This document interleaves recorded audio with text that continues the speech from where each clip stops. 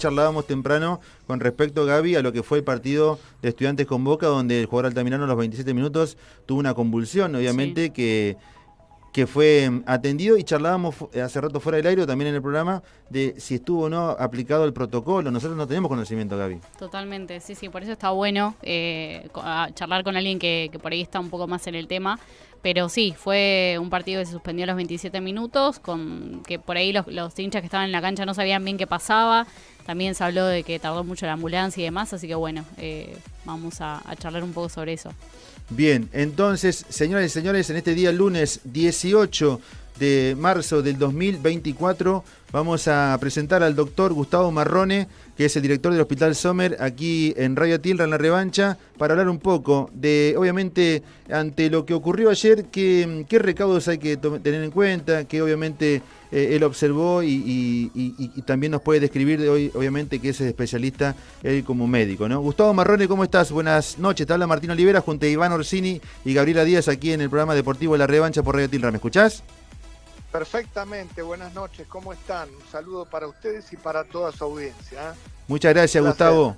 Bueno, Gustavo, teniendo el caso del tema del futbolista de ayer altamirano de Estudiantes de La Plata, que obviamente es una situación donde lo que pudimos ver por televisión, el futbolista cae obviamente en el suelo y aparentemente tuvo convulsiones. Es decir, ¿cómo viste vos como médico, cómo actuaron tus colegas en esa situación?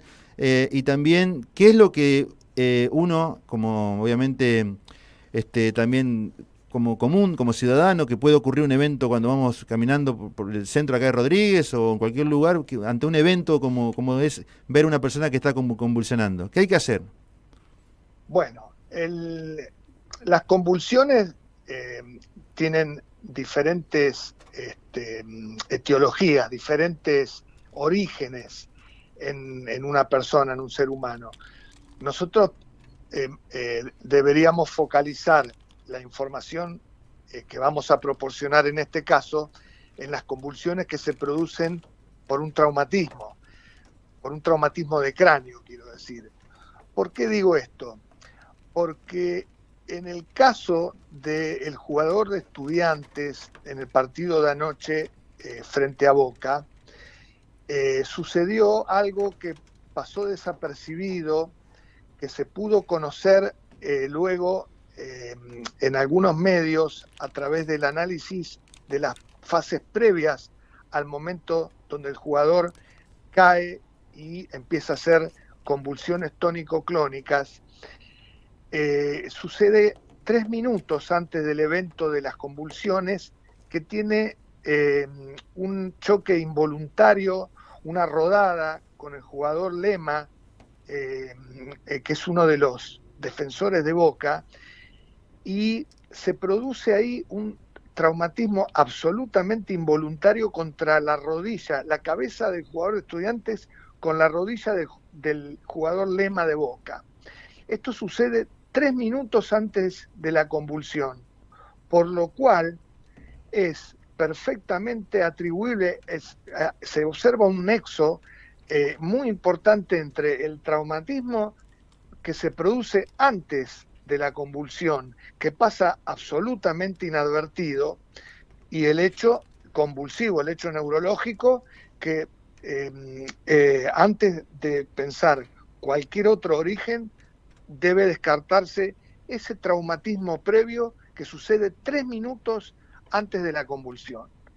Queda claro esto que estoy diciendo, ¿verdad? Sí, Gustavo, inclusive cómo lo fuiste describiendo y mirando lo que nos llega como información, un parte médico del futbolista Javier Altamirano, que Estudiante de La Plata lo que confirma es que el jugador tuvo una trombosis cerebral y va de la mano con lo que vos estabas contando, describiendo que en esos previos 3 minutos hay un golpe de la rodilla del futbolista Lema en la cabeza de Altamirano. Efectivamente. Entonces, me parece una muy buena ocasión para dejar ciertas enseñanzas respecto a lo que pasó anoche en el partido entre Boca y Estudiantes. Ante traumatismos primeramente me gustaría aclarar y dejar establecido que un traumatismo cervical, es decir, un traumatismo de cuello, y un traumatismo de cara se consideran traumatismos de cráneo y se dispara exactamente el mismo protocolo que ante un traumatismo de cráneo. Traumatismo de cuello y traumatismo de cara. Aclarado este punto, viene bien dejar el siguiente concepto, en mi opinión, ante esos traumatismos que son muy elocuentes y que se observan un choque de cabezas, por ejemplo, donde realmente un choque de cabezas es un traumatismo de cráneo muy severo, hasta 98 veces la fuerza de la gravedad sufren esos dos cerebros cuando impactan los dos cráneos, para que ustedes se den una idea. Esos traumatismos de cráneos espectaculares, por supuesto que rápidamente se inmovilizan a los jugadores,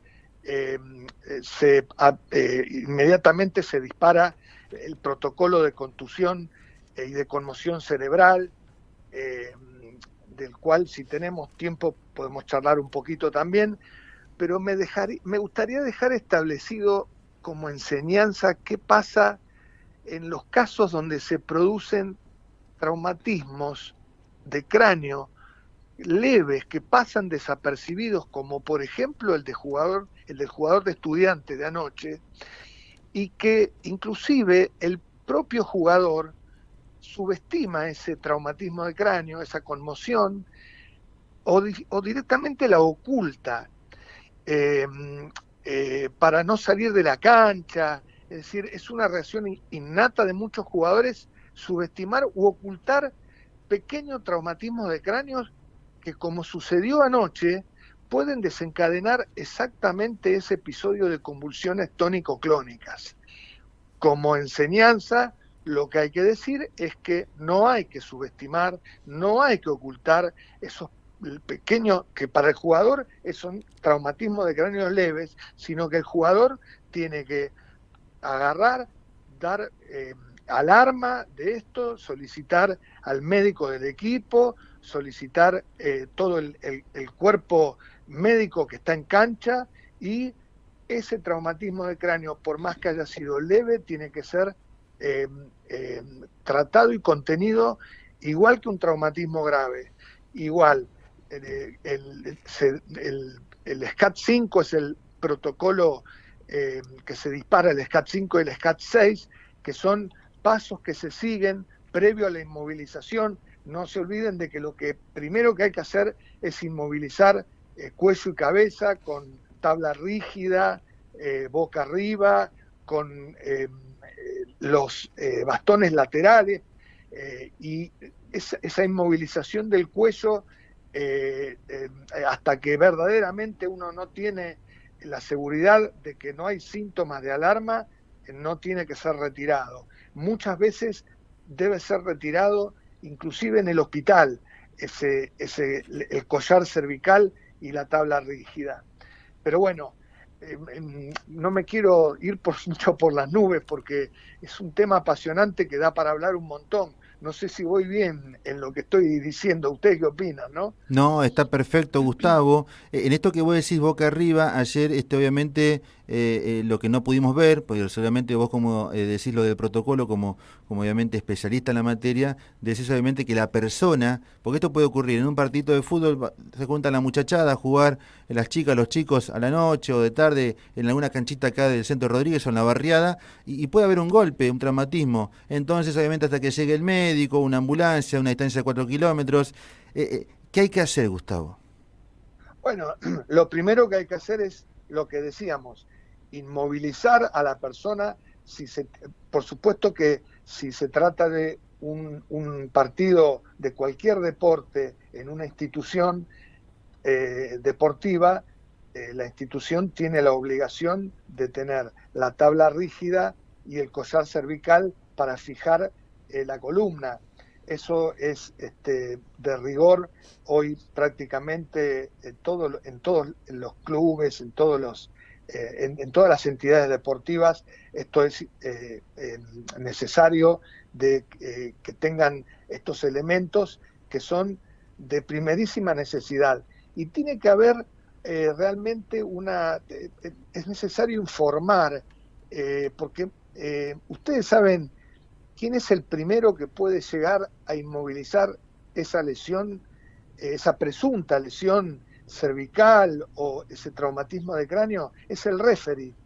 El referee es el que está más cerca de la jugada, es el primero que ve el traumatismo y es el primero que tranquilamente puede tirarse al piso y fijar al jugador, fijarle el cuello y la cabeza hasta que llegue el personal paramédico con la tabla rígida y con el collar cervical. Esto lo he visto en partidos de rugby, que es el deporte claro, que yo practico. Por suerte que todavía sigo practicando en un equipo de veteranos, por supuesto, y lo he visto en partidos de primera, en competencias de la urba, donde es increíble cómo el referee que está ahí es el primero que ve el trauma y es el primero que se puede tirar de cabeza al piso y fijarle la cabeza y el cuello al jugador. Boca arriba.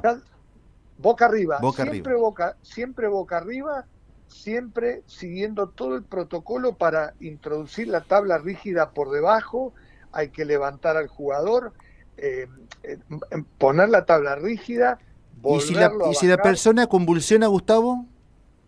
Bueno, se aplica exactamente el mismo protocolo. No prácticamente no se tienen anticonvulsivantes para dar ahí en la cancha. Es decir, si la persona convulsiva hay que tenerlo con la tabla rígida, con el cuello fijado y rápidamente se lo sube a la ambulancia y se lo traslada al hospital que está destinado más cercano. Recordar que en el caso de que presunción de lesión medular, el collar cervical se retira una vez que están hechos todos los exámenes radiográficos, ya sea radiografía simple, tomografía computada o resonancia magnética. Recién cuando se hacen todos los procedimientos para descartar lesión medular, ahí se saca el collar cervical. Si no, no hay que sacarlo. Hasta que no está descartada la lesión medular, no se saca el collar cervical bajo ningún punto de vista. Estamos charlando con Gustavo Marrone, que es el director del Hospital Sommer, es médico. Matrícula, Gustavo, por las dudas, viste que acá obviamente siempre creo que desde la época de la pandemia te la pedí, así que el público obviamente se renueva y queremos obviamente también resaltar con la matrícula. La matrícula, sí, el documento no te lo voy a dar. No, ni la cuenta del banco. El documento me escracha. Mi matrícula nacional es 73814 y la matrícula provincial es 53629. ¿Médico especialista en qué sos, Gustavo, vos? Hice 3 especialidades. Hice primero en la parte asistencial dermatología, después hice medicina legal, finalmente hice la especialidad de medicina sanitaria y hoy estoy haciendo mi 4ª especialidad, que la llevo por la mitad, que es justamente medicina deportiva. Ah, mirá vos, Gustavo Marrone, que tiene nada más y nada menos que la responsabilidad de gestionar el Hospital Nacional Baldomero Sommer. Te va a hacer una consulta, Gustavo, mi compañero Iván Orsini. ¿Cómo no? Adelante. ¿Qué tal, doctor? Buenas tardes, un placer. ¿Cómo estás?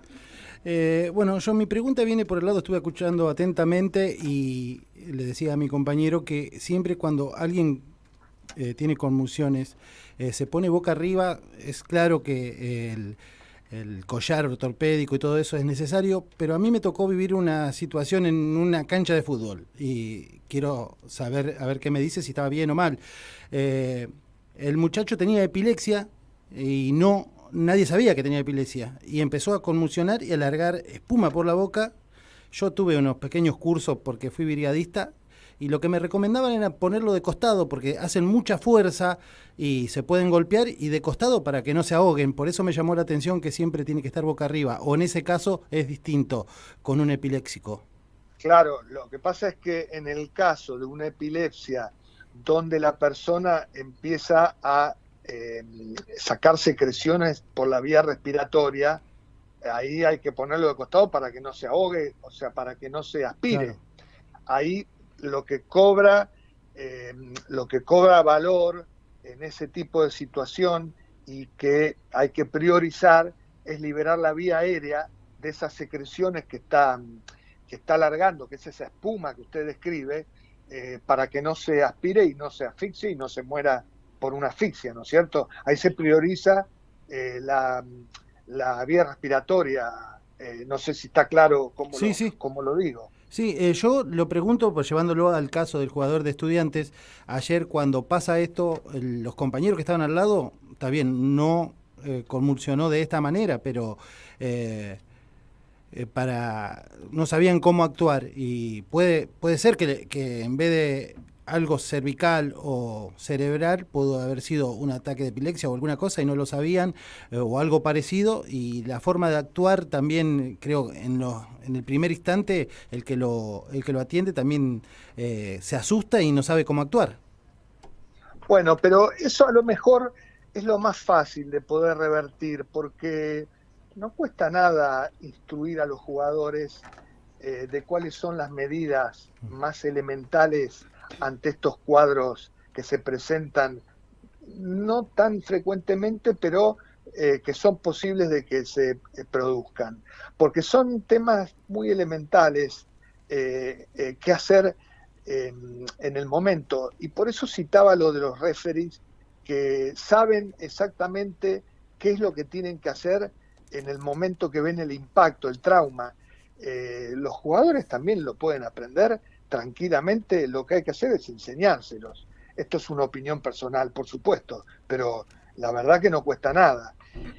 De esa manera los jugadores, en vez de asustarse, pueden tomar conductas activas y sencillas, digamos, básicas. No veo ninguna cuestión como para que no estén informados los mismos jugadores. Gustavo Marrone. Bueno, Gustavo, la verdad que te queremos agradecer este tiempo que has invertido. Veníamos pensando desde temprano y obviamente muy generoso de tu parte porque hemos hecho una producción en pocos minutos.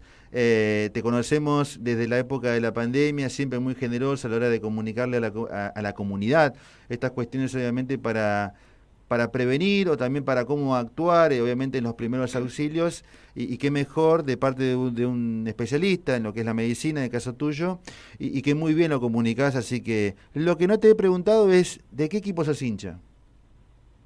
Yo soy, en este momento es el mejor equipo del campeonato. Soy hincha de Vélez. Hincha de Vélez Sarsfield. Soy un sufrido hincha de Vélez Sarsfield, exactamente. Mirá vos, y esa cuestión de hincha del Fortín, tiene que ver por el barrio, haber estado por allá. ¿Cómo fue que te hincha de Vélez? Los orígenes de mi familia por parte de mi papá son todos de Villaluro, de Floresta. Mucho Tano. Son todos hinchas de Vélez hasta la médula. Mucho todos. Tano, ¿no? Sí, Tano, por supuesto. Claro, mucho Tano. Bueno, Gustavo, agradecerte obviamente y bueno, siempre resaltar el enorme trabajo que haces allí en el Hospital Baldomero Sommer junto a todo tu equipo, obviamente médicos, enfermeros, camilleros, enfermeras, personal de maestranza, toda la comunidad del Hospital Baldomero Sommer, Hospital Nacional, obviamente, que tanto tiene que ver para esta zona también de Rodríguez, de Luján y demás sitios que vienen a atenderse, y bueno, siempre a disposición y poniendo todo lo mejor, tanto recurso humano como equipos que tiene ese mosocomio. Así que agradecerte, Gustavo, por este contacto aquí en la revancha por Radio Tilra. Así que si es que estás haciendo la especialidad en medicina deportiva, también, ¿por qué no te vamos a convocar otro día para charlar? Pero por supuesto, ahí voy a estar. Muchas gracias por esas palabras tan afectuosas para con el personal, para con los trabajadores del hospital. Muchas gracias. Es así, lo sentimos de esa manera, Gustavo, y creo que me parece que hay que resaltar el granito de arena que todos aportan en lo que es esa institución, como muchísimas, en este caso hacemos mención al Hospital Sommer. Así que sea hasta pronto, Gustavo, si es que nos permitís, y bueno, nuevamente agradecerte por tu tiempo. Muy bien, a sus órdenes. Dejemos como enseñanza que los jugadores no oculten ni no subestimen esos pequeños traumas en el cráneo, en la cara o en el cuello, que pueden conducir a este tipo de cuadro que vimos anoche, y fomentar sobre todo entre los chicos, las divisiones juveniles y divisiones infantiles de cualquier deporte, concientizarlos en que no oculten y no subestimen los golpes en la cabeza